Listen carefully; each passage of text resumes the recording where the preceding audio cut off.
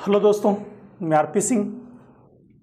पिछली क्लास में हम चर्चा कर रहे थे वंशानुक्रम के नियमों और सिद्धांतों को लेकर।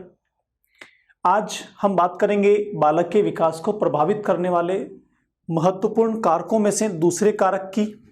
पहला कारक हमने पढ़ा था वंशानुक्रम और दूसरा महत्वपूर्ण कारक होता है वातावरण। दोस्तों, वातावरण का मतलब हो गया उन सभी शक्तियों से जो बालक को बाहरी रूप से प्रभावित करती हैं। बाहरी रूप से प्रभावित करने वाली समस्त कारकों को, फैक्टर्स को, शक्तियों को हम नाम देते हैं वातावरण का। यह वातावरण जो होता है यह वंशानुक्रम में प्राप्त गुण और क्षमताओं को विकसित करने के अवसर प्रदान करता है।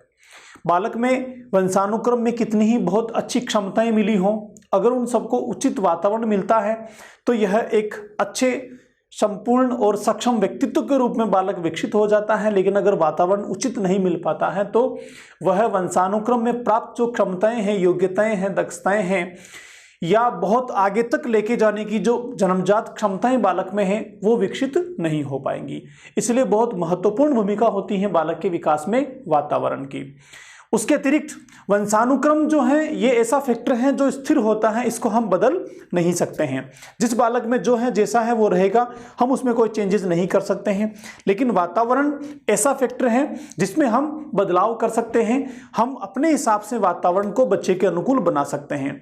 इसीलिए शिक्षक होने के नाते और या फिर परिवारजन होने के नाते वातावरण को समझना, वातावरण को जानना बालक के विकास के संदर्भ में हम सबके लिए बहुत इंपॉर्टेंस वाला टॉपिक है।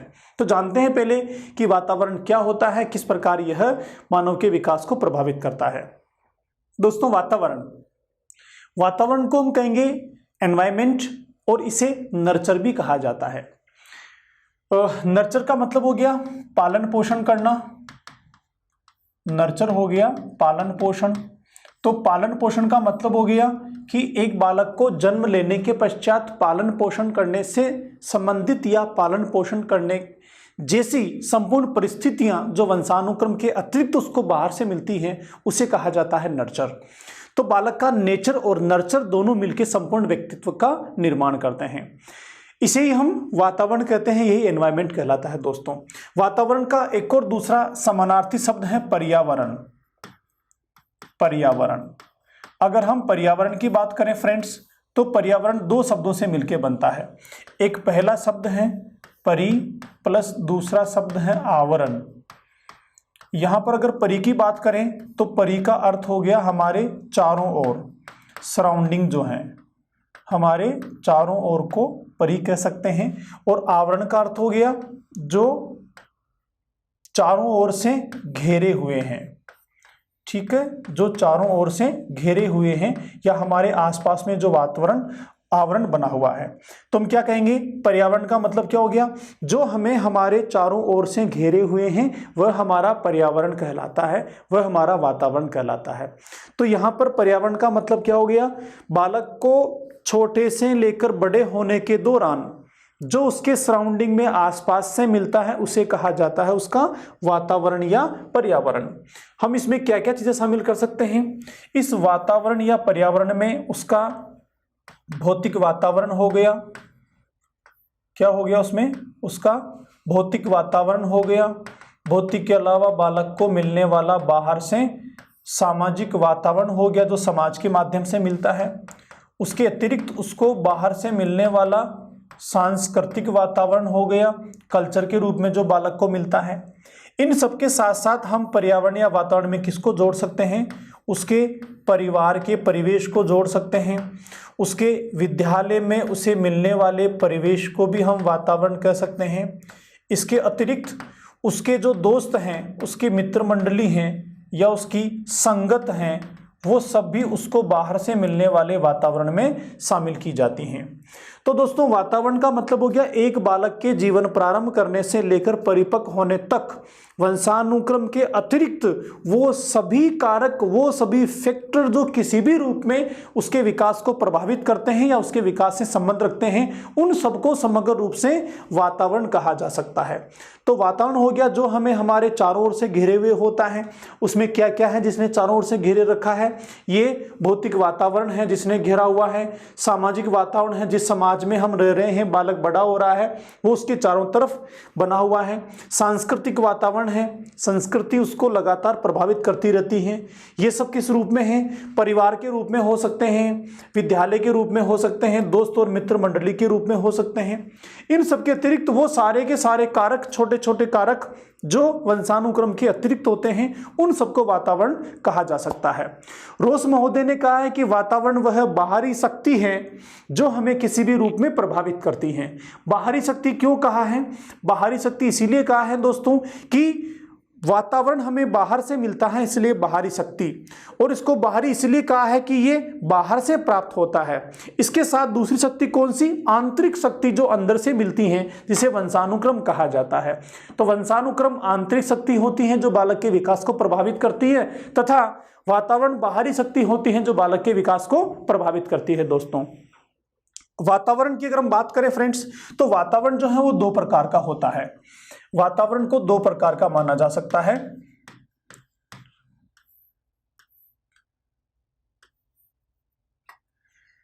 पहला वातावरण हो गया बालक को मां के गर्भ में जो मिलता है।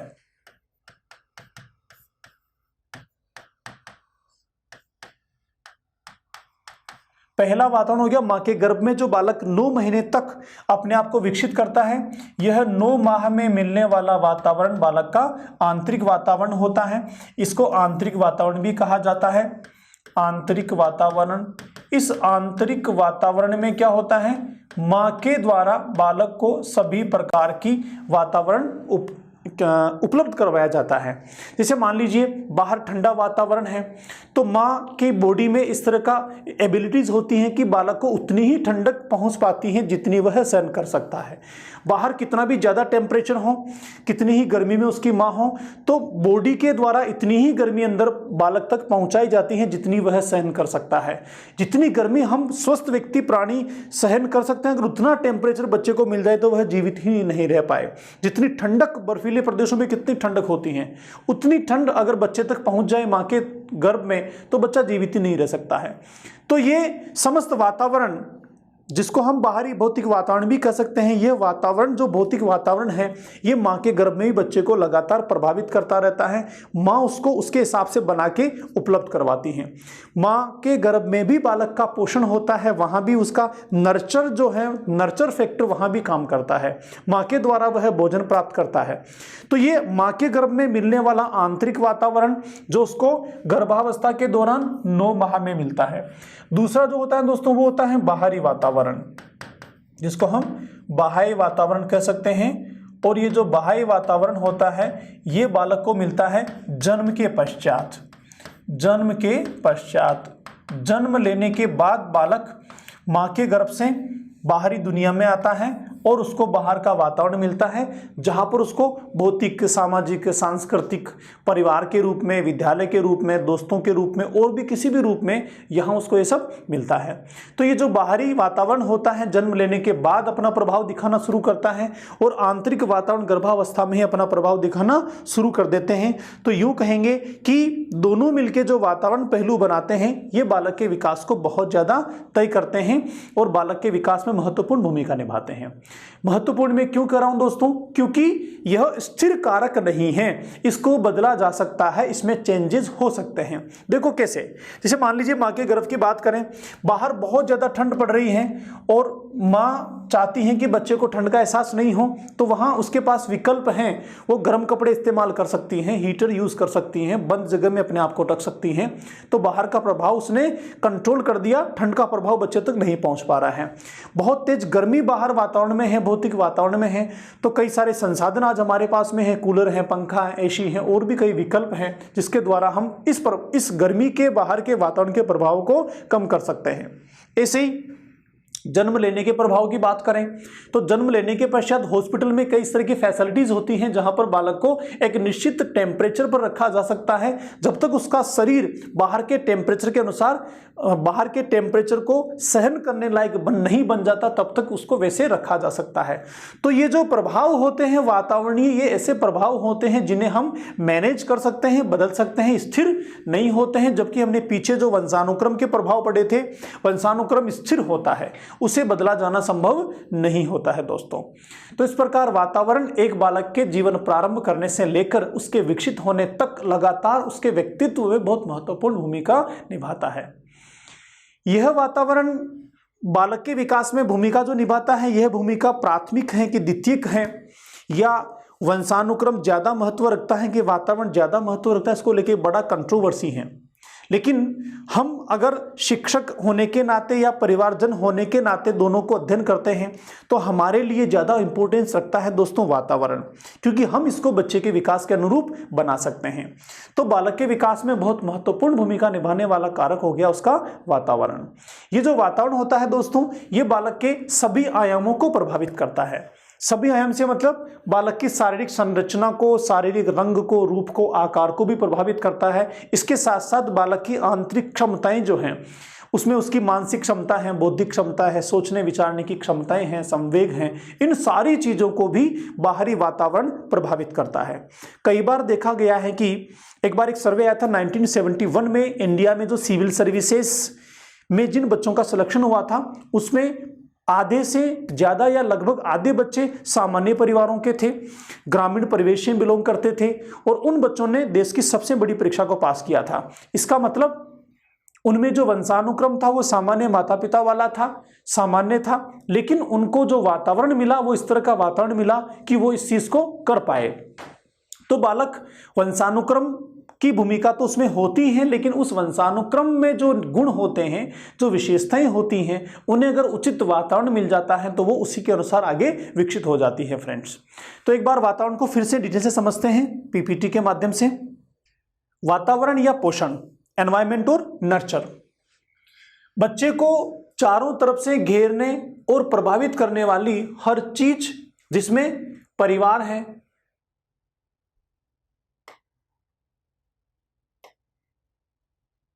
जिसमें परिवार है, स्कूल है, पड़ोसी हैं, मीडिया है, और इन सबके अतिरिक्त बाहर से मिलने वाली हर चीज जो किसी भी रूप में बालक के साथ संबंध रखती हैं, उसे हम किसकी संज्ञा देंगे? वातावरण की संज्ञा देंगे, जो उसको चारों तरफ से घेरे हुए हैं। रोज के अनुसार वातावरण वह बाहरी शक्ति हैं। कौन सी शक्ति हैं? बाहरी शक्ति हैं, जो बाहर से मिलती हैं, जो हमें किसी भी रूप में प्रभावित करती हैं, चाहे वो शारीरिक रूप से हो, बौद्धिक रूप से हो, संवेगात्मक रूप से हो, मानसिक रूप से हो, किसी भी रूप से प्रभावित करती हैं और बाहर से मिलती हैं। तो उसे हम किसकी संज्ञा देंगे दोस्तों? उसको हम संज्ञा देंगे वातावरण की। एक बार आप देखिए, कुछ डायग्राम्स भी यहाँ मैंने रखे हैं आपके लिए। जैसे पहले डायग्राम में माँ के साथ छोटा शिशु है, माँ के साथ विकसित हो रहा है, माँ के साथ इसको बाहरी वातावरण मिल रहा है, थोड़ा सा बड़ा हो जाता है तो यहाँ भी बाहर का वातावरण उसको विकसित करने में मदद कर रहा है। थोड़ा और बड़ा हो गया, सीखने में कैसे बाहर का वातावरण है, थोड़ा और बड़ा हो गया तो अपने साथ दोस्तों के साथ एटमॉस्फेयर में है।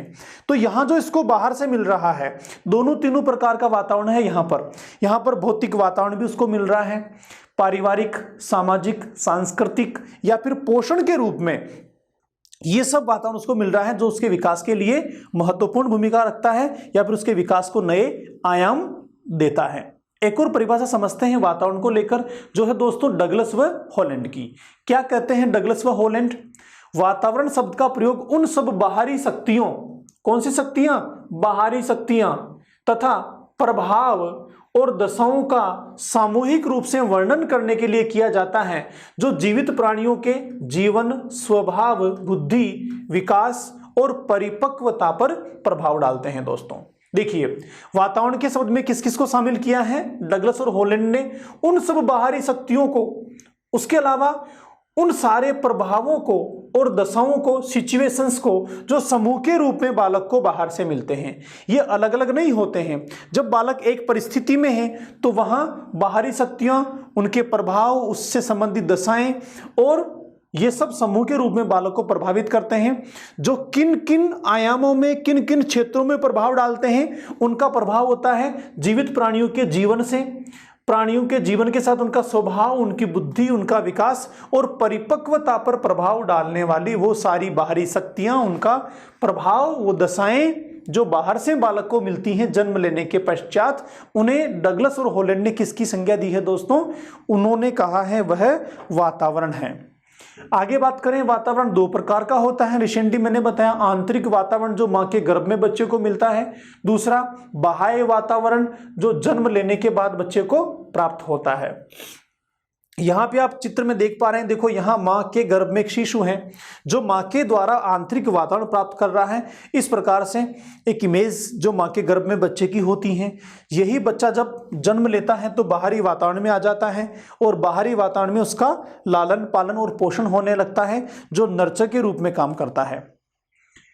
वातावरण बालक के जीवन के साथ कैसे संबंध रखता है, कैसे यह बालक के जीवन को प्रभावित करता है, इन सबको लेकर कई मनोवैज्ञानिकों ने कुछ अध्ययन किए हैं दोस्तों। उन मनोवैज्ञानिकों के अध्ययनों की बात करें तो उन मनोवैज्ञानिकों ने बालक के जीवन पर किस प्रकार वातावरण अपने प्रभाव दिखाता है उसको लेकर कुछ अध्ययन किए हैं, जिनमें से कुछ महत्वपूर्ण व्यक्तियों के अध्ययन एक बार हम चर्चा करते हैं। एक व्यक्ति हुए हैं फ्रेंच बोन्स। दोस्तों फ्रेंच बोन्स ने बालक के शारीरिक विकास पर वातावरण के प्रभाव को अध्ययन किया। उन्होंने अपने अध्ययन में शामिल किया कि बालक के शारीरिक विकास पर कैसे वातावरण इफेक्ट डालता है। तो बहुत सिंपल सी बात है, बालक, अभी मैंने पिछली क्लास में एग्जाम्पल भी दिया था कि मान लीजिए एक बालक है जो ऐसी जगह रहता है जहां पर शुद्ध उसको ऑक्सीजन नहीं मिल रही है, पर्याप्त सूर्य की रोशनी भी नहीं मिल रही है, तो क्या वो शारीरिक रूप से स्वस्थ बन पाएगा, स्वस्थ विकसित हो पाएगा? नहीं हो पाएगा। क्यों नहीं हो पाएगा? क्योंकि यहां उसके शारीरिक विकास पर कौन प्रभाव डाल रहा है? वह प्रदूषित हवा और गंदी जो सूर्य की रोशनी उसको मिल पा रही है, वह उसके जीवन को प्रभावित करती हैं। भले ही कितनी ही अच्छी माता पिता की संतान हो, वंशानुक्रम ये गुण कितने ही अच्छे उसके अंदर मौजूद हो, लेकिन जब तक उनको बाहरी वातावरण सही नहीं मिलेगा तो उसका शारीरिक विकास नहीं हो पाएगा। और फ्रेंड्स, अगर शारीरिक विकास ही नहीं हो पाया तो बौद्धिक विकास भी नहीं होगा, मानसिक विकास भी नहीं होगा, संवेगात्मक रूप से भी वह चिड़चिड़ा और नेगेटिव संवेगों वाला होगा, तो बालक का संपूर्ण जीवन ही प्रभावित हो गया। तो फ्रेंच बोन्स ने अध्ययन किया शारीरिक विकास पर किस प्रकार वातावरण अपना प्रभाव बनाता है। एक और व्यक्ति हैं जिनका नाम है गोर्डन जो हैं, उन्होंने मानसिक विकास पर वातावरण के प्रभाव को अध्ययन किया। देखिए दोस्तों, मानसिक विकास पर कैसे वातावरण प्रभाव डालता है। मान लीजिए एक ही माता पिता की संतान है जो ट्विंस हैं। उन ट्विंस संतान को जन्म लेने के पश्चात एक संतान को तो माता पिता के पास रखा जाता है और माता पिता उसकी बहुत अच्छी केयर करते हैं, हर वो वातावरण उसको देते हैं जो विकास के लिए आवश्यक है। एक दूसरा जो उसका जुड़वा है उसको किसी ऐसी जगह छोड़ दिया जाता है जहां पर उसको बहुत अच्छा वातावरण बाहर से नहीं मिलता है, ठीक से भोजन नहीं मिलता है, ठीक से पोषण नहीं मिलता है और उसकी किसी चीज का ध्यान नहीं रखा जाता है। तो दोनों ट्विंस जो मोनोजाइगोट थे, एक ही माता पिता की संतान थे, दोनों में वंशानुक्रमीय गुण तो एक जैसे थे, लेकिन दोनों आगे चल के 10 साल बाद दोनों के साथ काम किया जाए तो क्या पाया जाएगा कि दोनों मानसिक रूप से अलग अलग होंगे, दोनों का मानसिक स्तर अलग होगा। जो गोर्डन ने बालकों के मानसिक परीक्षणों के साथ उनके मानसिक क्षमताओं के टेस्ट लेके अपने अध्ययनों के परिणाम निकाले और उन्होंने कहा कि बालक के मानसिक विकास पर वातावरण का बहुत ज्यादा महत्वपूर्ण रोल होता है, बहुत इंपॉर्टेंट इसकी भूमिका होती है। एक व्यक्ति हैं क्लार्क, जिन्होंने प्रजाति की श्रेष्ठता पर वातावरण के प्रभाव को स्पष्ट किया है। क्लार्क ने अमेरिका में जो निग्रो लोग रहते हैं, काले लोग रहते हैं और जो वहां के मूल निवासी हैं, गोरे लोग हैं, उन पर अध्ययन किया। तो उन्होंने क्या पाया कि जो अश्वेत लोग थे वो श्वेत लोगों की तुलना में थोड़े से कम परफॉर्म कर पा रहे थे, उनकी योग्यताएं थोड़ी तुलनात्मक कम थी। जब उसके ऊपर एनालिसिस किया गया तो क्या परिणाम निकला? परिणाम ये निकला कि जो श्वेत लोग थे उन्हें पढ़ने लिखने के ज्यादा मौके मिल रहे थे, उन्हें विकसित होने की सारी अनुकूल परिस्थितियां मिल पा रही थी, लेकिन जो अश्वेत लोग थे वहां पर उन्हें पढ़ने लिखने के मौके नहीं मिल पा रहे थे, उन्हें विकसित होने की अनुकूल परिस्थितियां नहीं मिल पा रही थी, जिसके चलते उन दोनों की क्षमताओं में अंतर प्रतीत हो रहा था इन क्लार्क महोदय के टेस्ट के हिसाब से। तो इन्होंने कहा कि बालक को जो वातावरण मिला है बाहर से, वह वातावरण उसकी श्रेष्ठता को तय करता है। इसीलिए उन्होंने कहा कि अमेरिका में जो श्वेत लोग हैं वो अश्वेतों की तुलना में ज्यादा श्रेष्ठ हैं। क्यों हुई वह श्वेत प्रजाति श्रेष्ठ? क्योंकि उसको लगातार शुरू से पढ़ने लिखने के मौके मिलते रहे, उनका ठीक से पोषण हो पाया, उनकी सामाजिक, आर्थिक और सांस्कृतिक स्थितियां अश्वेतों की तुलना में ज्यादा थी, इसीलिए श्वेत प्रजाति वहां पर अश्वेतों की तुलना में श्रेष्ठ बन गई। ऐसा अध्ययन किसका रहा? क्लार्क का। और यह फर्क क्यों बना? उनको मिलने वाले बाहरी वातावरण के कारण बना। जुड़वा बच्चों पर भी अध्ययन किया न्यूमैन, फ्रीमैन और होलजिंगर ने। जुड़वा बच्चों पर अध्ययन में क्या पाया गया कि जैसे मैंने भी रिसेंटली एग्जांपल दिया, जुड़वा बच्चों को जब अलग अलग वातावरण में विकसित किया गया तो जुड़वा होने के बावजूद, एक ही कोशिका से बनने के बावजूद, एक ही माता पिता की संतान होने के बावजूद, एक जैसे वंशानुक्रमीय गुण लक्षण उनमें हस्तांतरित होने के बावजूद अलग अलग वातावरण में उनको विकसित किया गया, तो आगे चल के दोनों का व्यक्तित्व भी अलग अलग बन पाया। तो जुड़वा बच्चों पर भी जब अध्ययन किया गया तो पता लगा कि वातावरण जो है वो जुड़वा बच्चों को भी प्रभावित करता है। इस प्रकार इन व्यक्तियों के समूह ने सिद्ध कर दिया कि वंशानुक्रम के साथ साथ वातावरण का भी बहुत महत्वपूर्ण रोल होता है और वातावरण बालकों के विकास में महत्वपूर्ण भूमिका निभाता है। एक व्यक्ति हैं कोले साहब, जिन्होंने व्यक्तित्व पर वातावरण के प्रभाव को अध्ययन किया। उन्होंने व्यक्तित्व के प्रभाव पर अध्ययन करने के लिए कुछ 20 बच्चे जो हैं उनको लिया और उनके ऊपर प्रयोग किए, और प्रयोग करने के बाद उन्होंने क्या देखा कि जिन बच्चों को अच्छा, उचित और सकारात्मक वातावरण मिल रहा था वह बच्चे बहुत अच्छे से विकसित हो पाए, और जिनको अच्छा, समुचित, उचित वातावरण नहीं मिल पा रहा था वह विकसित नहीं हो पाए। तो व्यक्तित्व भी बहुत ज्यादा वातावरण से प्रभावित होता है दोस्तों। और अगर हम पर्सनालिटी की बात करें, व्यक्तित्व की बात करें, तो व्यक्तित्व दो चीजों से मिलकर बनता है, आंतरिक और बाहरी दोनों गुणों का सम्मिलन या मिश्रण या एकीकृत फॉर्म जो होती है, दैट इज पर्सनालिटी। दोस्तों आंतरिक गुण तो जो होते हैं वो वंशानुक्रम में उसको आ जाते हैं, और बाहरी चीजें जो अपीयरेंस में होती हैं, हम सब में, या फिर एक सिंपल बालक की बात करें, बालक में बोलने की क्षमता जन्मजात है, लेकिन बोलने का तरीका, उसका शब्द भंडार, उसके बोलने का लेवल और उसके बोलने की शैली, स्टाइल, ये सब उसको कहां से मिलते हैं? वातावरण से मिलते हैं। सोचने की क्षमता बालक में जन्मजात है, लेकिन सोच जो है, थॉट का जो कंटेंट है, उसके विचारों में जो कंटेंट है वो उसको वातावरण से मिलता है कि वह कंटेंट सकारात्मक है या फिर नकारात्मक है। सोचने की क्षमता जन्मजात है, लेकिन सकारात्मक सोचे या नकारात्मक सोचे यह तय करेगा उसका वातावरण, एनवायरमेंट या बाहर से मिलने वाला परिवेश या फिर उसका नर्चर यह तय करेगा।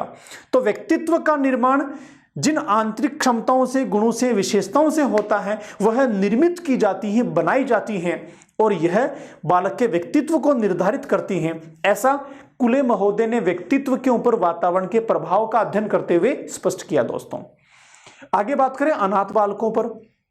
कई बार ऐसा देखा गया है कि जो अनाथ आश्रम होते हैं या केंद्र होते हैं जहां पर अनाथ बच्चों को रखा जाता है, अगर उन अनाथ आश्रमों में बच्चों को बहुत अच्छा एटमॉस्फेयर दिया जाता है, उनका ठीक से लालन पालन किया जाता है, वहां की सामाजिक, सांस्कृतिक और पोषण की स्थितियां बहुत अच्छी होती हैं, तो आगे चलकर वो बालक जो बहुत सामान्य माता पिता के थे या पिछड़े माता पिता के थे, वह अपने माता पिता से ज्यादा बेस्ट परफॉर्म कर पा रहे हैं, ज्यादा अच्छी उपलब्धियां अपने जीवन में हासिल कर पा रहे हैं। ऐसा क्यों हुआ? ऐसा इसलिए हुआ कि उन्हें अच्छा वातावरण मिला। ऐसे अनाथ बच्चों पर लगातार प्रयोग करके ये चीजें सिद्ध की गई है। दोस्तों तो ये कुछ व्यक्ति थे जिन्होंने अपने अपने अध्ययनों में बालकों के विकास के दौरान वातावरण के प्रभावों को अध्ययन किया और यह सिद्ध कर दिया कि बालक के जीवन का प्रत्येक पहलू किसी न किसी रूप से वातावरण से प्रभावित होता है। यह वातावरण जैसा उनको मिलता है वैसा ही बालक व्यक्तित्व के रूप में बन जाता है। दोस्तों आगे चलते हैं इसी क्रम में। वंशानुक्रम और वातावरण का संबंध एक बहुत इंपॉर्टेंट टॉपिक में आ रहे हैं। दोस्तों फ्रेंड्स, अब तक हमने डिस्कशन किया है कि वंशानुक्रम क्या है, यह प्रक्रिया कैसे काम करती है, वातावरण क्या है और इसकी प्रक्रिया कैसे होती है, कैसे विभिन्न पहलुओं को यह प्रभावित करता है। अब हम दोनों को समग्र रूप से देखेंगे कि दोनों में आपस में क्या संबंध होता है, दोनों एक दूसरे के साथ कैसे रिलेशन रखते हैं, कौन कौन, हेरिडिटी और एनवायरमेंट, वातावरण और वंशानुक्रम। देखते हैं कुछ पॉइंट्स को। मानव विकास वंशानुक्रम व वातावरण दोनों की अंतः क्रियाओं का योगदान है। मैंने पहले भी ये चीज डिस्कशन की थी, इंटरेक्शंस हैं अंतः क्योंकि दिखाई नहीं देती। जो क्रियाएं वातावरण और वंशानुक्रम के बीच में होती हैं वो दिखाई नहीं देती, इसीलिए क्या है, अंतः है। और क्योंकि अचानक से कोई नहीं होता, एक प्रक्रिया के रूप में होता है, प्रोसेस के रूप में होता है, इसीलिए क्रियाएं कहलाती हैं। तो जो दिखाई नहीं देने वाली क्रियाएं होती हैं, प्रोसेस होता है किस किस के बीच, वातावरण और वंशानुक्रमीय गुणों के बीच, और इन दोनों की अंतः क्रियाओं का जो रिजल्ट होता है, उसका जो परिणाम होता है, वो होता है बालक का विकास। वंशानुक्रम व वातावरण को एक दूसरे से पृथक नहीं किया जा सकता, दोनों को सेपरेट नहीं किया जा सकता, अपितु ये दोनों एक दूसरे के पूरक हैं। बहुत इंपॉर्टेंट चीज है। अकेला वातावरण बालक के विकास को तय नहीं कर सकता, तो अकेला वंशानुक्रम भी बालक के विकास को तय नहीं कर सकता है। दोनों मिलकर बालक के व्यक्तित्व का निर्माण करते हैं, संपूर्ण बालक का विकास करते हैं। तो दोनों एक दूसरे के पूरक हैं, अकेला अपने आप में पर्याप्त नहीं होता है। यह हुआ दोनों के बीच संबंध। किस किस के बीच संबंध, वंशानुक्रम और वातावरण के बीच। क्या संबंध हो गया कि अकेला वंशानुक्रम या फिर अकेला वातावरण बालक के विकास को तय नहीं कर सकता है, ये दोनों एक दूसरे के साथ मिलकर बालक का विकास करते हैं, दोनों एक दूसरे के पूरक होते हैं। दोस्तों, अगले बिंदु की ओर चलते हैं। इस बारे में देखो, लैंडिस महोदय क्या कहते हैं। लैंडिस महोदय कहते हैं कि वंशानुक्रम मानव को विकसित करने की क्षमताएं प्रदान करता है। क्या प्रदान करता है, विकसित करने की क्षमताएं प्रदान करता है, जबकि इन क्षमताओं को विकसित होने के अवसर हमें वातावरण से मिलते हैं। दो चीजें हैं, देखो दोस्तों, क्षमताएं किससे मिली, वंशानुक्रम से, और इन क्षमताओं को विकसित होने के अवसर कौन दे रहा है, वातावरण दे रहा है। तो अगर अवसर ना मिले तो निहित क्षमताएं क्या व्यवहार में प्रकट हो पाएंगी, क्या वो एग्जीक्यूट या क्रियान्वित हो पाएगी, बिल्कुल नहीं हो पाएगी। और अगर बहुत अच्छे मौके दें, बहुत अच्छे अवसर दें, लेकिन क्षमता ही नहीं हो, तो फिर कैसे व्यवहार में बन पाएगी। तो क्षमताएं कौन बनाता है विकसित होने की, वंशानुक्रम बनाता है। और इन वंशानुक्रमीय क्षमताओं को विकसित होने के अवसर कौन प्रदान करता है, वातावरण प्रदान करता है, ऐसा कहते हैं दोस्तों लैंडिस महोदय। एक और स्टेटमेंट है क्रो एंड क्रो का। क्रो एंड क्रो क्या कहते हैं वंशानुक्रम और वातावरण के बारे में, ये कहते हैं मानव जैविक वंशानुक्रम और सामाजिक विरासत के एकीकरण की उपज है। देखिए, पहला वर्ड आया है जैविक वंशानुक्रम। जैविक क्यों कह दिया, क्योंकि बायोलॉजिकल प्रोसेस होता है, बायोलॉजिकल प्रोसेस से वंशानुक्रम माता पिता के माध्यम से संतान में पहुंचता है, पीछे पढ़ा अपन ने। और सामाजिक विरासत, सामाजिक विरासत क्या है, जो समाज में मिली है, समाज में जो चीजें उसको मिली हैं, विरासत क्यों कहेंगे, क्योंकि समाज में जो भी चीजें हैं ये अचानक नहीं बनती हैं, लगातार बरसों की प्रक्रिया है। पीछे जब सामाजिक विकास पढ़ा था तो मैंने आपको बताया था कि समाज में जो भी व्यवस्थाएं हैं, चीजें हैं, धारणाएं हैं, परंपराएं हैं, रीति रिवाज है, सिस्टम है, पूरा जो प्रकृति का सिस्टम बना हुआ है, यह अचानक नहीं बना, बरसों से बना है, लगातार लगातार लगातार बना होता है। इसलिए एक बालक जब जन्म लेता है ना, तो उस बालक को विरासत के रूप में क्या मिलता है, विरासत के रूप में मिलता है बाहर से मिलने वाला सामाजिक वातावरण। उसको पिता मिलता है, माता मिलती हैं, बहन भाई, दादा दादी, नाना नानी, पड़ोसी, दोस्त, स्कूल, टीचर, ये सब पहले से बनी बनाई व्यवस्थाएं हैं जो बालक को विरासत के रूप में मिल जाती हैं। तो जो बाहर से मिला विरासत के रूप में वो तो हो गया उसका वातावरण, और जो बायोलॉजिकल जैविक रूप से बालक में आ गया वो हो गया उसका वंशानुक्रम। और दोनों के एकीकरण, दोनों मिलकर एक साथ काम करते हैं, तब जाके एक बालक का विकास होता है। तो बालक किसके एकीकरण की उपज हो गया दोस्तों, जैविक वंशानुक्रम की और सामाजिक विरासत अर्थात वातावरण की। वुडवर्थ क्या कहते हैं इसके बारे में, वुडवर्थ कहते हैं व्यक्ति वंशक्रम तथा वातावरण का योग नहीं गुणनफल है। बहुत इंपॉर्टेंट चीज है, ये योग नहीं है अपितु क्या है, गुणनफल है। थोड़ा समझते हैं, देखो मैं बताता हूं योग और गुणनफल में क्या फर्क है। मान लीजिए मैं कहूं कि 3 + 3 = हो गया 6। यही मैं क्या करता हूं 3 × 3 = हो गया 9। अब देखिए थोड़ा सा, डिजिट यहां भी और यहां भी सेम है, लेकिन रिजल्ट में अंतर आ गया। यहां रिजल्ट 6 है और यहां रिजल्ट हो गया 9। जब डिजिट दोनों सेम है फिर रिजल्ट में अंतर क्यों आया? रिजल्ट में, परिणाम में अंतर इसीलिए आया कि दोनों के बीच होने वाली जो प्रक्रियाएं हैं, दोनों के बीच होने वाला जो प्रोसेस है, संक्रिया है, इस संक्रिया में डिफरेंट है। यहां पर योग की संक्रिया थी तो परिणाम 6 आया, और यहां गुणा की संक्रिया है तो परिणाम बढ़कर 9 हो गया। ये फर्क है योग में और गुणा में। जब यह संक्रिया योग की थी तो परिणाम कम था, लेकिन यही संक्रिया जब गुणा की हो गई तो परिणाम बढ़ गया। तो वुडवर्थ क्या कहना चाहते हैं? वुडवर्थ कहते हैं कि दोनों का योग नहीं है, गुणनफल है। अर्थात मान लीजिए वंशानुक्रम में कुछ 20 गुण और विशेषताएं हैं, और 20 गुण और विशेषताएं वातावरण में हैं, तो बालक में ये 40 नहीं होंगे, ये 20 और 20 400 होने वाली हैं। मल्टीप्लाई होगा, योग नहीं होगा। इसीलिए दोनों मिलके बालक के विकास में नए आयाम बनाते हैं। क्यों बनाते हैं? क्योंकि दोनों में इंटरेक्शन होता है, दोनों में अंतः क्रिया होती है। कौन बोलते हैं ऐसा? वुडवर्थ बोलते हैं। जैसे एग्जाम्पल में समझाता हूं आपको। हमने चाय बनाई। अब चाय बनाते समय क्या देखा कि जो ही हमने उबलते हुए पानी में हमने चाय पत्ती डाली तो चाय पत्ती अपने आप में थी, लेकिन जो ही वो पानी के साथ उबलने लगी तो क्या करने लगी? पानी और चाय पत्ती के बीच अंतःक्रिया होने लगी और एक नया प्रोडक्ट बनने लगा जो कलर के रूप में पानी के साथ मिलने लगा। तो पानी का मूल रूप प्लस चाय का मूल रूप, दोनों के बीच अंतःक्रिया हुई और एक नया कंटेंट बना जिसको हमने चाय बोल दिया। तो यहां पर दोनों के बीच अंतःक्रिया से और नया रिजल्ट हुआ। तो मूल जो गुण विशेषताएं वंशानुक्रम की हैं, मूल जो गुण विशेषताएं वातावरण की हैं, वो तो रहती ही रहती हैं, लेकिन दोनों के बीच अंतःक्रिया होने से नई चीजें और बन जाती हैं। इसलिए वुडवर्थ ने कहा कि वंशानुक्रम और वातावरण बालक के विकास में योगफल न होकर क्या होता है? गुणनफल होता है, दोनों का मल्टीप्लीकेशन होता है। दोस्तों आगे चलते हैं, थोड़ा सा और डिस्कशन है इसके बारे में। क्या वंशानुक्रम एवं वातावरण का सापेक्ष महत्व है? हमने अब तक क्या जाना कि दोनों एक दूसरे के साथ कैसे संबंध रखते हैं, दोनों का अलग अलग महत्व क्या होता है। अब हम बात करेंगे सापेक्ष महत्व की, कि दोनों मिलकर कैसे आपस में एक दूसरे के साथ काम करते हैं। देखते हैं पहला पॉइंट, वंशानुक्रम व वातावरण की अपृथकता। देखो सापेक्ष महत्व में क्या हो गया, दोनों का साथ में क्या महत्व है। तो साथ में यह महत्व है कि हम दोनों को अलग अलग नहीं कर सकते।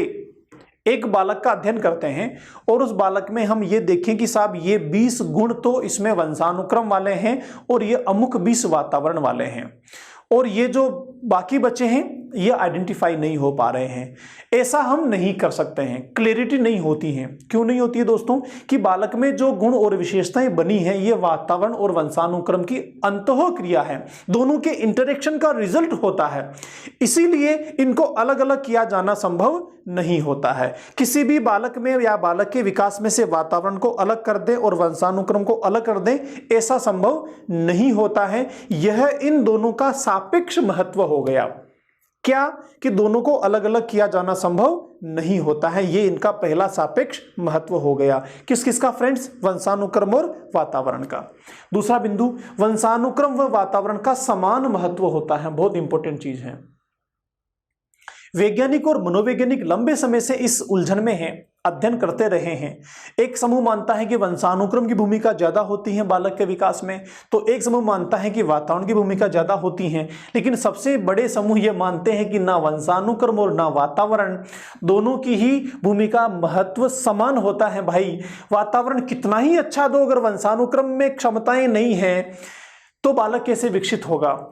वंशानुक्रम कितना ही अच्छा हो, अगर वातावरण उसको नहीं मिलेगा तो बालक कैसे विकसित होगा? इसलिए दोनों का समान महत्व होता है बालक के विकास में या फिर हम सबके जीवन में। दोनों के महत्व को कम ज्यादा नहीं आंक सकते। ये इनका सापेक्ष महत्व हो गया कि दोनों का समान महत्व होता है। तीसरा क्या सापेक्ष महत्व है फ्रेंड्स? वंशानुक्रम व वातावरण की पारस्परिक निर्भरता, ये दोनों एक दूसरे पर इंडिपेंडेंट होते हैं। पारस्परिक का मतलब एक दूसरे के साथ परस्पर इंटरलिंक्ड है, इंटरडिपेंडेंट है। रिसेंटली मैंने बताया न अकेला वंशानुक्रम बालक को विकसित कर सकता और न अकेला वातावरण बालक को विकसित कर सकता, तो दोनों एक दूसरे पर डिपेंड होते हैं। ये इनका सापेक्ष महत्व है। चौथा पॉइंट है सापेक्ष महत्व को लेकर, वंशानुक्रम व वातावरण के प्रभावों में अंतर करना असंभव होता है। रिसेंटली मैंने समझाया कि एक बालक के विकास को हम समझने लगे तो कौन से प्रभाव वंशानुक्रम के हैं और कौन से प्रभाव वातावरण के, इन्हें अलग अलग किया जाना संभव नहीं है। यह भी क्या दिखाता है कि दोनों सापेक्ष काम करते हैं, इस चीज को सिद्ध करता है या फिर सापेक्ष महत्व को बताता है। लास्ट पॉइंट क्या है, मानव वंशानुक्रम व वातावरण दोनों की उपज होता है। ना तो अकेले वातावरण से यह बनता है और ना ही अकेले वंशानुक्रम से बनता है, दोनों की मिलकर इंटरेक्शंस के माध्यम से मानव का विकास होता है। तो दोनों का सापेक्ष महत्व होता है। दोस्तों, इस सारी बात को एक एग्जांपल से मैं फिर समझाने की कोशिश करता हूं। मान लीजिए आपको एक नीम की निमोली दी जाए और आपसे कहा जाए कि भाई इसमें से आम का पौधा निकालो, तो क्या नीम की निमोली अर्थात नीम का बीज, उसमें से आम का पौधा निकल सकता है? आपका आंसर होगा नहीं निकल सकता। क्यों नहीं निकल सकता? क्योंकि यह उसकी आनुवांशिकता है, हेरिडिटी है, वंशक्रम है। उस नीम के बीज में नीम का पौधा है तो नीम का पौधा ही निकलेगा, आम का पौधा किसी कीमत पे नहीं निकल सकता। आम के बीज में, आम की गुठली में आम का पौधा निहित है, उसमें उसके जीन में उसमें यह है, तो उसमें से आप नीम का पौधा नहीं निकाल सकते हैं। यह होता है वंशानुक्रम, हेरिडिटी। अब क्या आप आम के बीज को या आम की गुठली को हाथ में लेके उसमें से पौधा निकाल सकते हैं? तो आपका आंसर होगा नहीं, ऐसा भी नहीं हो सकता। उस बीज में कितनी भी अच्छी क्षमता हो, उस आम की गुठली में कितना ही बड़ा, विशाल और मीठे फल देने वाला पौधा छुपा हुआ हो, बहुत गुणवत्ता वाला, क्वालिटी वाला, बहुत हाई लेवल का पौधा छुपा हुआ हो, अगर उसको वातावरण नहीं मिलता है तो दुनिया की कोई भी ताकत इस बीज में निहित गुणों को विकसित कर सकती है क्या? जी नहीं। इस बीज को जब तक मिट्टी नहीं मिलेगी, नमी नहीं मिलेगी, सनलाइट नहीं मिलेगी, पानी नहीं मिलेगा, मतलब वातावरण नहीं मिलेगा, तब तक इसमें से पौधा नहीं निकल सकता, चाहे कितनी भी उच्च गुणवत्ता वाला बीज ये हो। तो उसको जब वातावरण मिला तो क्या हुआ, वह पौधा बाहर निकलने लगा, बड़ा होने लगा और आगे चल के बड़ा वृक्ष बन गया। तो उस बीज में कितनी ही गुणवत्ता हो, वह गुणवत्ता कब काम आई? जब उसको उचित वातावरण मिला। थोड़ा और दूसरे तरीके से समझते हैं। बीज कितनी ही अच्छी गुणवत्ता वाला है, बहुत हाई क्वालिटी का है, बहुत जबरदस्त मीठे फल देता है, बहुत बड़ा वृक्ष बनता है, बहुत तेजी से बड़ा हो जाता है, बहुत महंगे उसके फल बिकते हैं, लेकिन अगर उसको उचित वातावरण नहीं मिले तो उसमें निहित वह क्षमता, वह गुण विकसित नहीं हो पाएंगे, बड़ा पेड़ ही नहीं बन पाएगा। दूसरा पहलू, वातावरण बहुत अच्छा है, बहुत शानदार मिट्टी है, बहुत अच्छी सनलाइट है, बहुत अच्छी आप केयर करते हैं, सब कुछ बहुत बढ़िया है, लेकिन बीज में ही कोई कमी है, बीज में ही कोई नुक्सान है, बीज में ही कोई डैमेज है, डिफेक्ट है, तो आप कितना भी अच्छा वातावरण दो, बहुत अच्छा वृक्ष वह नहीं बन सकता। तो दोनों चीजें महत्व रखती हैं बहुत अच्छे वृक्ष बनने के लिए। पहला बीज, दूसरा उसको मिलने वाला वातावरण। सेम सी कहानी हम मानव के साथ हैं दोस्तों। हम में निहित वंशानुक्रम हमारा बीज होता है जो क्षमताएं लेकर आता है। ये क्षमताएं अगर बहुत अच्छी हैं और इसको वैसा ही वातावरण मिल जाता है तो बहुत उच्च स्तरीय व्यक्तित्व बन जाता है, और अगर बहुत अच्छा वातावरण नहीं मिल पाता है तो व्यक्तित्व नहीं बन पाता है, या फिर बहुत अच्छा वातावरण मिल पाता है लेकिन अगर बीज में वंशानुक्रम में ही कहीं कोई गड़बड़ है, कोई डिफेक्ट है, वो वाला पक्ष ही मजबूत नहीं है, तो व्यक्तित्व भी उसी हिसाब से बन पाता है। तो दोनों का बहुत इंपॉर्टेंट रोल होता है, दोनों मिलकर काम करते हैं, दोनों सापेक्ष होते हैं, दोनों को अलग अलग किया जाना संभव नहीं होता है। मैं यहां पर फिर मेरी तरफ से एक बात जोड़ूंगा कि वंशानुक्रम ये गुण या विशेषताएं जो हैं वो स्थिर होते हैं, लेकिन वातावरण हम बदल सकते हैं, वो हमारे हाथ की बात होती है, हमारा पार्ट होता है। तो भले ही दोनों का रोल इंपॉर्टेंट है, लेकिन एक पक्ष जहां हमारा कुछ काम बनता है वो वातावरण होता है दोस्तों। चलिए तो हमने अब तक डिस्कशन किया वंशानुक्रम और वातावरण दोनों की पारस्परिक निर्भरता को लेकर, दोनों के सापेक्ष महत्व को लेकर, दोनों साथ में कैसे एक बालक के विकास को तय करते हैं, इन सारी बातों को लेकर अब आगे चलते हैं इसी से जुड़े हुए एक अगले टॉपिक की ओर। कई बार छोटे मोटे क्वेश्चन बन जाते हैं दोस्तों वंशानुक्रमीय रोग को लेकर, ज़्यादा यहाँ से नहीं है लेकिन एक आध बार कुछ क्वेश्चन आए हुए हैं। तो कुछ 2-3-4 वंशानुक्रम वाले तो कई सारे रोग हैं, कई सारी बीमारियां होती हैं जो वंशानुक्रम में आ जाती हैं, लेकिन कुछ कॉमन डिजीज हैं जहाँ से क्वेश्चन बनने की संभावना है, तो उनको लेके हम थोड़ा सा एक शॉर्ट डिस्कशन करेंगे कि कौन कौन सी बीमारियां हैं जो वंशक्रम में बालकों में आ जाती हैं। वंशानुगत या हेरिडेटरी डिसऑर्डर्स किसे कहते हैं, जो बालक में वातावरण से नहीं आते हैं, अन्य कारणों से नहीं आते हैं, वंशक्रम में जन्म के दौरान ही, जन्म के समय ही या जन्म पूर्व से ही माता पिता के माध्यम से उसमें आ गए होते हैं। उनमें से एक होता है डाउन सिंड्रोम। देखो डाउन सिंड्रोम में क्या होता है दोस्तों, हमने पीछे समझा था कि जो संयुक्त कोष बनता है उसमें 23 जोड़े गुणसूत्रों के होते हैं, अर्थात 46 गुणसूत्र होते हैं। लेकिन अगर 46 की जगह 47 गुणसूत्र हो जाते हैं तो यह एक डिसऑर्डर हो जाता है उस बालक में जिसमें 47 गुणसूत्र थे, और उस डिसऑर्डर को साइंस में नाम दिया जाता है डाउन सिंड्रोम। इस डाउन सिंड्रोम के लक्षण क्या होते हैं, बालकों की गर्दन मोटी होती हैं, जीभ बाहर निकलती रहती है, मुंह खुला होता है और आंखें अंदर धसी होती हैं, और दोनों आंखों के बीच गैप भी ज़्यादा होता है। इस तरह के लक्षण इस डाउन सिंड्रोम में पाए जाते हैं जो कि वंशानुक्रमीय रोग हैं। यहाँ एक आप इमेज देख पा रहे हैं, ये इमेज जो है ये डाउन सिंड्रोम वाले बालक का एक इमेज है। यहाँ पे ये भी इमेज डाउन सिंड्रोम वाले का है। आप देखें यहाँ पर इस बालक की गर्दन जो है वो मोटी सी है, यहाँ इस बालक की आंखें बाहर निकली हुई है, मुंह खुला हुआ है। तो ये डाउन सिंड्रोम है जो वंशानुक्रम में एक बालक को मिल जाता है। ऐसा ही एक दूसरा रोग है वंशानुक्रमी जिसका नाम है हीमोफीलिया। हीमोफीलिया भी पीढ़ी दर पीढ़ी चलने वाला रोग है, जो पुरुषों, इसकी वाहक जो होती हैं वो महिलाएं होती हैं और पुरुषों में यह रोग होता है।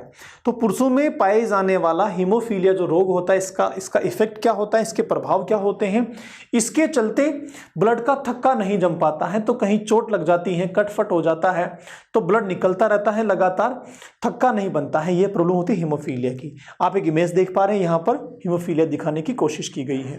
दूसरा है दोस्तों, तीसरा रोग है हसियाकार कोशिका रक्तहीनता, सिकल सेल एनीमिया। इसमें क्या होता है कि जो हमारी कोशिकाएं होती हैं ना, वो कोशिकाएं सिकुड़कर हंसिया के आकार की हो जाती हैं। ये देखिए, ये वाली जो है इस तरह से हंसिया के मतलब दरांती जो होती हैं, दरांती के आकार की हो जाती है सिकुड़कर। इस तरह की स्थिति को, इस तरह के प्रभावों को कहा जाता है सिकल सेल एनीमिया। इसमें होता क्या है, जो आरबीसी होता है हमारा रेड ब्लड सेल होता है, इसमें ऑक्सीजन की कमी हो जाती है, और इस ऑक्सीजन की कमी से जो आरबीसी है वो सिकुड़कर सिकल सेल की जैसी हो जाती है। इसे कहते हैं सिकल सेल एनीमिया, हंसियाकार कोशिका रक्तहीनता, जो कि वंशानुक्रमीय रोग होता है। चौथे रोग की ओर चलें तो दोस्तों वो है मायोपिया या लघु दृष्टि दोष। ऐसा ही एक और रोग है डायबिटीज, मधुमेह है, और ऐसा ही एक और रोग है मांसपेशियों में शिथिलता, मस्कुलर डायट्रोफी। तो ये कुछ रोग हैं जो वंशानुक्रम में आ जाते हैं और बालक के जीवन में बहुत प्रभावित करते हैं, पूरे जीवन को, व्यक्तित्व के निर्माण में बहुत ज़्यादा बाधाएं पहुंचाते हैं। क्योंकि ये वंशानुक्रम से जुड़े हुए हैं, इसलिए हमारे टॉपिक का पार्ट है, हमने यहाँ इन सबको अध्ययन किया। लास्ट में कुछ ऐसे 2-4 बिंदु और हैं जिनको हम जानेंगे जो वंशानुक्रम से संबंध रखते हैं, वातावरण से संबंध रखते हैं, और दोनों के साथ जिनके कुछ रोल्स हैं। विभिन्न विकास के विभिन्न क्षेत्रों में आनुवांशिकता एवं परिवेश सापेक्षित प्रभाव परिवर्तन है। हमने पढ़ा सिर्फ लैंग्वेज चेंज हुई है। विकास के विभिन्न क्षेत्रों का मतलब सारे के सारे आयाम, शारीरिक, मानसिक, सामाजिक, सांस्कृतिक, आंतरिक, बाहरी, शरीर, मन, मस्तिष्क, ये सारे के सारे विभिन्न पक्ष हो गए। इसमें आनुवांशिकता और परिवेश मतलब वातावरण दोनों सापेक्ष मतलब साथ में चलते हुए अपने प्रभाव को डालते हैं, और ये जो प्रभाव ये परिवर्तनशील है, बदलते रहते हैं। कैसे बदलते रहते हैं, जैसा जैसा वातावरण मिलता जाता है वैसे वैसे प्रभाव बदलते रहते हैं। सापेक्ष होते हैं लेकिन बदलते रहते हैं, परिवर्तनशील होते हैं। अच्छा वातावरण मिला तो बच्चे में अच्छा विकास होने लगा, अच्छा वातावरण नहीं मिला तो वह विकास बाधित हो गया। बहुत अच्छे से खाना पीना मिल रहा है, पोषण मिल रहा है तो शरीर बहुत अच्छे से वृद्धि कर रहा है, तंदुरुस्त हट्टा कट्टा बालक है, लेकिन पोषण पूरा नहीं मिल पा रहा है, खाना पूरा नहीं मिल पा रहा है, पौष्टिक नहीं मिल पा रहा है, तो यही बालक वापस से वीक हो जाएगा, जाएगा, एनीमिया का शिकार हो जाएगा। तो ये क्या है, दोनों के सापेक्ष महत्व बदलते हुए हैं, एक ही बालक में ये लगातार बदल रहे हैं, इसलिए इनको परिवर्तनशील कहा है। बुद्धि, अभिक्षमता, व्यक्तित्व, मूल प्रवृत्तियां, क्रियाएं प्राथमिक अभिप्रेरक आनुवंशिकता से निर्धारित होते हैं। क्या क्या? बुद्धि, अभिक्षमता, व्यक्तित्व, मूल प्रवृत्तियां, प्रतिवर्ती क्रियाएं, प्राथमिक अभिप्रेरक, ये सारे के सारे ऐसे पक्ष हैं जो आंतरिक पक्ष होते हैं, जो मूर्त रूप से दिखाई नहीं देते हैं, मानसिक विकास का हिस्सा होते हैं और हमारे द्वारा किए जाने वाले कार्यों में ये प्रकट होते हैं। हमारे द्वारा किए जाने वाले व्यवहारों में, क्षमताओं में, दक्षताओं में, कुशलताओं में इनकी भूमिका होती है। और ये सब किसके द्वारा तय होते हैं दोस्तों? ये सब तय होते हैं हमारे वंशानुक्रम के द्वारा। लेकिन इन क्षमताओं को जब वातावरण में विकसित होने के मौके दिए जाते हैं या इनसे जुड़े हुए कोई टास्क, कोई काम, कोई परिस्थितियां हमें मिलती हैं वातावरण में, तब इनकी क्षमताएं बाहर प्रकट होती हैं या ये किस लेवल पर हम में निहित हैं वह व्यवहार में आता है। अदरवाइज इन सबको निर्धारित करने वाला कारक कौन सा है? वंशानुक्रम होता है दोस्तों। बालक का विकास वातावरण एवं वंशानुक्रम की अंतः क्रियाओं का परिणाम है। पीछे पढ़ लिया हमने इस पॉइंट को। आनुवंशिकता को सामाजिक संरचना एवं व्यवहारवाद में गौण माना गया है। हमने पीछे पढ़ा था वाटसन की विचारधारा को, जिन्होंने व्यवहारवाद को दिया है। तो वाटसन, स्किनर, क्रोएनक्रो, थॉर्नडाइक और एक पूरा समूह जो व्यवहारवादियों का है।